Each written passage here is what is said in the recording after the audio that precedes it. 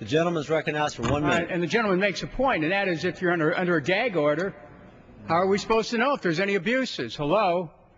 What Mr. Gohmert said a moment ago, I want to associate myself with much of his remarks, and I have here for the record correspondence that I submitted on November 3rd, 2009, asking for review of the provisions of the PATRIOT Act that actually we're looking at today without objection.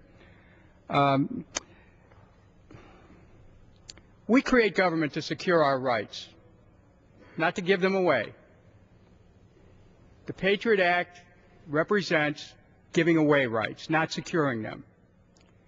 It's said, well, it hasn't been adjudicated.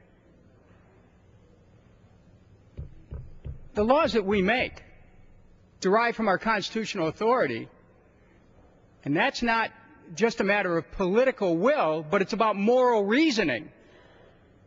And when we look at Section 215, which lets the government obtain orders for private records or items from people who are not connected to any investigation, when we look at Section 206, which lets the gentleman's time has expired. Additional 30 seconds. The gentleman's recognized for 30 seconds. When we look at Section 206, which allows the FBI to obtain an order from FISA to wiretap a target without having to specify the target or the device, when we look at Section 6001, which authorizes the government to conduct investigations of non-U.S. individuals not connected to a foreign power or terrorist group, effectively allows the government to circumvent standards that are required to obtain electronic surveillance orders from criminal courts. When we look at these things, these provisions are divorced from our constitutional experience.